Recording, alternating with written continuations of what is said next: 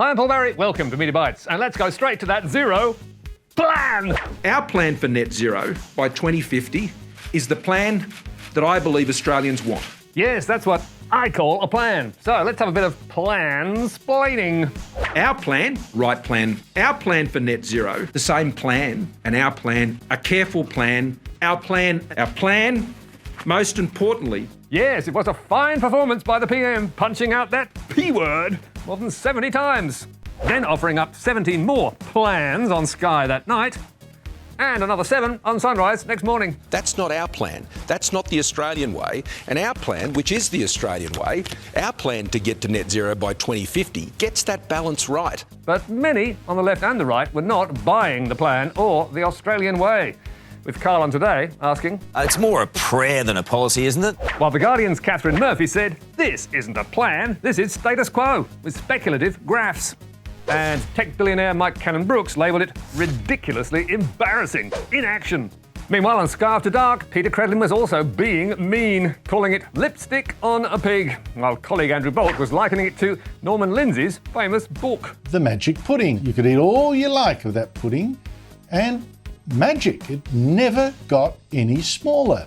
And what about the recipe for the pudding? Modelling for the plan. And the detail of the modelling will be released at an appropriate time. When? But the outcomes... No, it's a serious question, and it's a serious policy. When is the appropriate time? Steady on, Michael. You've got to get with the plan first.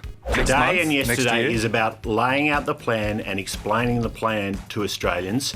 There's a lot of detail in the plan. Right. Otherwise it wouldn't be a plan, would it?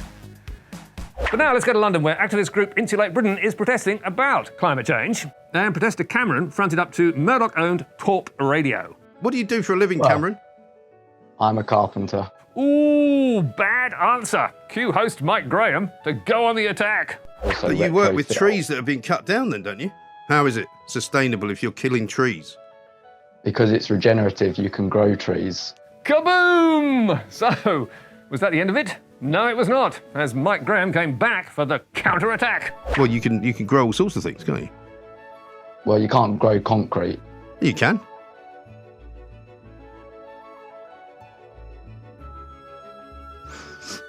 See you, Cameron. Cheerio. The interview lasted about 1 minute, and Graham was buried on social media. So, did he back down? No, he came back with the recipe. But you basically put, sand in, you put water in, cement goes in, you make concrete, it expands, it grows. Yeah. A mantra for Talkback hosts: never apologise for who you are. But now, let's go shopping! More shoppers across the country are finding store shelves empty. Empty shelves, from the cereal aisle to deodorant. Yep, COVID-clogged supply chains are making some groceries scarce in America. And on Newsmax, Donald Trump's favourite TV, Joe Biden was getting the blame. The problem started when the Democrats started printing money. He said we have a demand problem because so many Americans have income and they bought all these goods. Well, the government's been printing money. But hang on, that last shot looks familiar.